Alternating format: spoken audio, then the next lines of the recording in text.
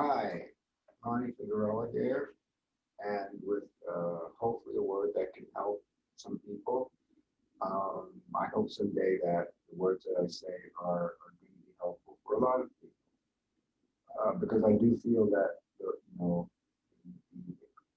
words that I have, the life that I feel I'm living these days is very real, very genuine, and I feel I'm at a place where I can help other people. So I want to try to do the best I can. Uh, I'm going to try to do this as quickly as possible because I believe that a message should be just short and sweet. I think there's too many long, in-depth conversations about this and that. They don't really help, I don't think, as much as they really should. They can be somewhat helpful. There's a lot of, quote, self-help kinds of messages out there, spiritual messages, counseling kinds of messages, teaching messages, and things like that. Anyway, what I want to say is, and again, when I say what I want to say, I have no clue usually what I'm planning on saying, but I just felt that it was a good time right now to begin saying some things, and hopefully they'll be helpful. So let's see. I know that there's a lot going on with COVID, with just some of the other issues, with racial issues, with sexuality issues, with gender issues. All these things are going on right now, and a lot of people are feeling pain, uh, the brunt of what's really going on in our world right now. So what I want to really try to do is help people to get away where they can not only just exist in this whatever's going on in your lives, whether COVID or not, because some people are just suffering, in general, and it must be even harder with everything else going on. So what I really want to tell you is that there is a way, no matter what's going on in life, that's practical, that makes sense, that's accessible to everybody, and that's the key part of, for me, what messages should be. They should be accessible to everybody, not just the ones who can afford to, eat all of the best foods or drink all of the most purest kinds of waters and beverages, et cetera, and drive the cars that are, the best kinds of cars. And with all the safety that we have, especially in westernized society, there are other people who don't. And my messages are usually for everybody. And that's what I want everybody to understand. The key part of it is that we all have this, what some might call divine nature. Those are just words.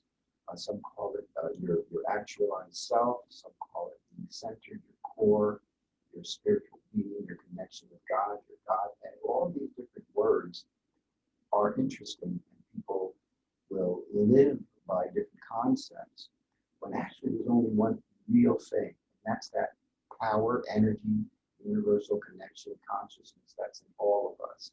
And that's the key thing that we all really need to hook onto and really understand it. And the best way to understand it is just to apply some principles that are pretty simple. Principles such as vulnerability, principles such as being genuine with who you are in the moment. And the universe loves that. It's not like I have to be perfect and then I'll get what I want. All these different kind of concepts, oh, you can't have any doubt. You have to believe. No. For me, the whole essence of what faith is, why would you need faith unless you have some doubt? The whole idea of faith is connected to having doubt. I need something, so I need to believe in something. Therefore, there's something that I may have some doubt about, so I have to exercise faith. And the more you exercise it, and the more you hold on to it, the more things that happen to you. Again, that was just the word. You can say faith, you can say belief, you can say just an outlook, a positive outlook, positiveness, believing that things are going to happen for you. You can have all of these different kinds of words, but the essence of it all is that there is something within us, and I say within us because that's the easiest way for human beings to conceptualize this. So it's good to use us, but it's really everywhere and in everything. So universal consciousness, universal connection in us all that we really have to understand it within us. And some of us get very confused about how do I apply that in my everyday life? Here's what I think is one of the best ways of doing that and how to do that. Applying that in your everyday life needs to look something like this. Here we are, things are going on in our lives. Sometimes they're really good, sometimes they're really bad. But how do we hold on to something in the midst of it all when there's so many thoughts going on and there's so many things we have to do? We have to focus on this and we have to think about that. Should we not think? Of course we should think. But there's a balance to it. And here's how I feel it works best.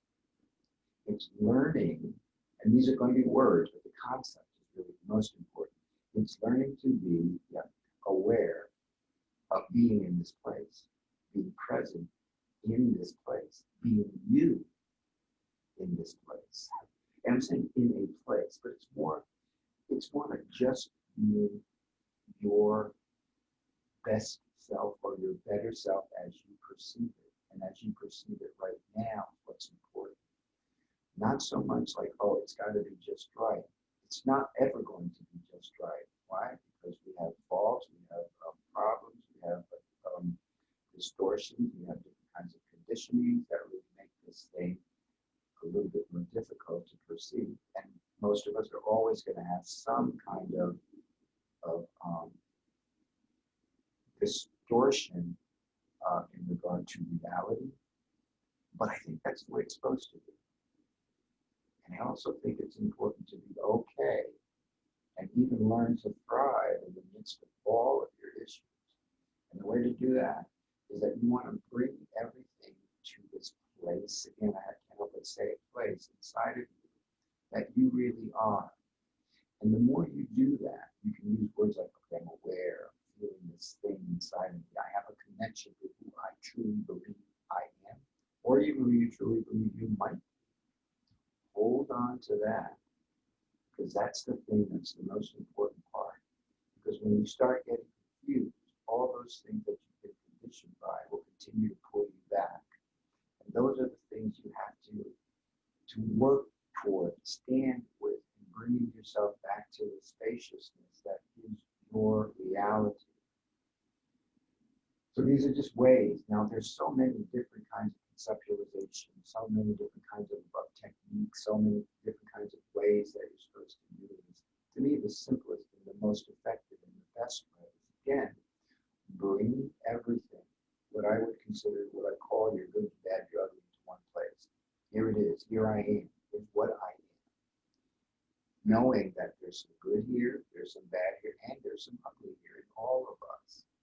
But when we can look at it, focusing on this thing that I truly am, holding on to this. Oh, it takes over, bring it all back here without guilt. Really seeing that you can do this. And what's cool about it, once you really start to get these concepts, you can see yourself being yourself. You can understand that, yeah, I may not be doing this right, but I'm still holding on to. I'm still letting myself be aware of what I believe I truly am. Being what you truly are is the answer. Learning to be that, holding on to that. These are the concept of awareness and presence. They're things to bring you into seeing you, into being you. You want to look at it, but the idea is being in that essence of who you are. And by practicing bringing all this, you can do this. And what happens is there's more joy, there's more peace, and there's a balance. Because it's not just about, oh, everything's going to be wonderful, hunky-dory, all this kind of stuff. What it really means is that you have more of a balanced feeling and understanding of what life's all about.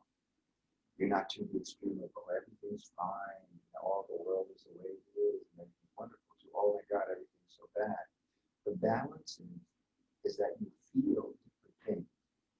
One of the things that I'm really thinking about and feeling a lot lately is the whole idea that we can have anger sometimes, and we can have judgments against people, and we can have this kind of problem, or this person is bad, or this thing is bad, or this leader is bad, or this leader is better, or all these kind of Is it okay to be angry?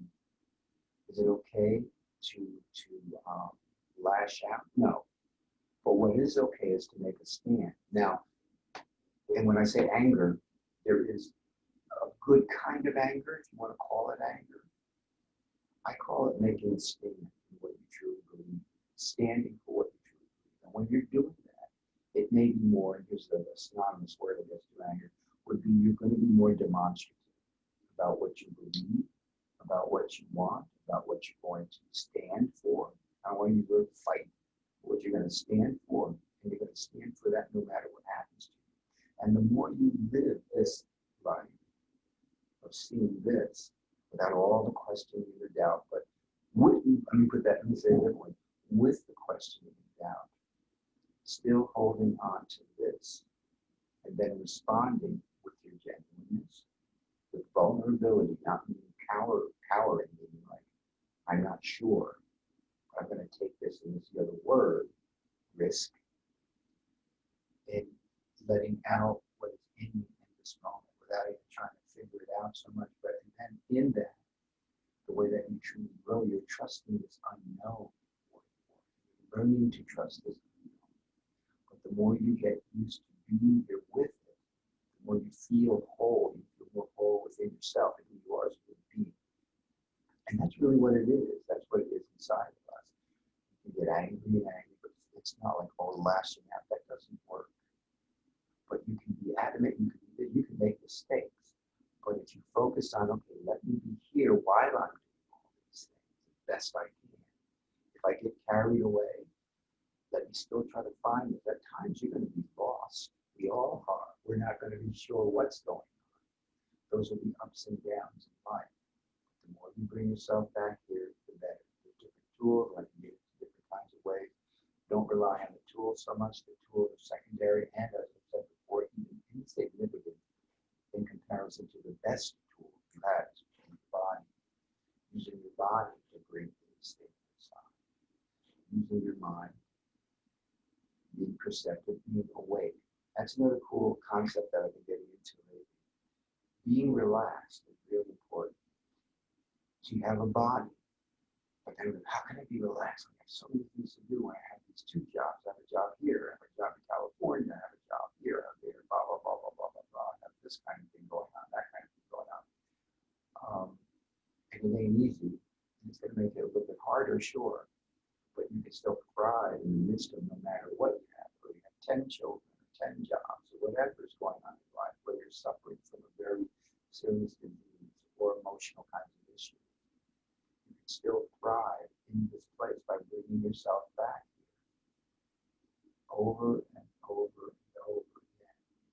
This is the work, if you will. And in that, this is the thing I was trying to get to, you learn that there's a serious nature to it, but there's also a gentle nature to it. And it doesn't get down anymore to like, oh, this is what I believe. You're lost the woman. This is bad. You're bad. It becomes like a feeling that you have more of a sense of sadness about the things that aren't going well in the world. Again, using your body, but being awake. That's the cool thing. And these things of balance begin to make more and more sense. So being relaxed, use your body relaxed. Be awake with it. So you're being your body's relaxed, but you want to keep your mind aware, awake. It doesn't have to be always like you're on 10 cups of coffee. But even if you're relaxed, even if your mind's relaxed, you want to be aware and awake. And you can operate like that no matter what. And you can always do this as a technique. So I guess I'm going to be going a little bit longer than I even wanted to. But as far as a technique, your body, there's certain areas of the body that you can use to relax you more. And I'm going to get into other kinds of techniques, hopefully sometime soon. This little kind of way that you can work out even using the body that becomes mindful. Techniques that become mindful. But again, the simplest thing. You have your head. Bring awareness to your mouth, especially your jaw. You just to sit. Look at what's going on. Look, that's a synonymous word to being aware. You're going to feel the tension in your mouth. You're going to feel the different sensations. Head, mouth, shoulders, chest, abdomen, lower back. That's all you need to do. And you can do that slowly, or you can do it quickly. And just always catch yourself. Catch yourself. And breathe. Okay? A little bit more relaxed. And then you might get up and uptight again. Just keep practicing. My jaw, body. Now I can go. Now I can do all these things I have to do. I'm awake. And the more you don't have all these things to do, you can even practice more. You have some time. You have any time. You can still be practicing this. That's the key part about life. You don't have to be sitting on a rock and meditating for hours. So that's some of what I want to say. I hope it got through well. What I've been doing is I've just been doing these things. I don't even review them and putting them out on different things through YouTube. And through YouTube, you can click a button and send it to Facebook and send it to Instagram and send it to Twitter. So that's all I know as far as marketing at this point. And that's all I really want to know. Anything else, I believe, will come. And I think that's a key point that we have to understand also. Those acts of synchronicity, or miracles, if you want to call them, it's more important to believe in them and in the human being part. We're working, but we work too much on the idea of what they call the left side thinking or analytical thinking, and not really relying on a more creative side or that deeper side that's inside of us. By doing some of these things, you learn to get that balance. So hopefully, some of you, this has been helpful. If so, you can always let me know. You can email me at ronnie@gmail.com. I don't really know still how to do this subscribe thing and whatnot. I don't know if I'm really wanting to be all into that. Because again, I'm doing this in what I hope is more of a balanced way. And I'm believing that invisible unknown will cause the other things that I need to happen so that I can help more people. Because that's another thing that happens when you live this way. You get more balance, you want to help more people. You feel the good, you feel the bad in the sense of feeling it in the sense that you have sorrow, but it's a balanced sorrow. It's a balanced sadness.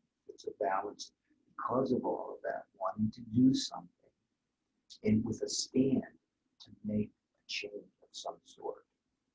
And that's going to depend on this whole process that you're doing to yourself, how it will work out into its fruition. So keep going, folks, because we need to change. We will change by learning some of these things that people are starting to get. But we've got to get it first and foremost inside of ourselves. So hopefully that's been helpful. You can email me if you want. I have done this before, and I'm more and more open to doing speaking to people or groups or whatever if you want me to do that. So thank you all. Bless you all. Yeah, let's learn to do all this together.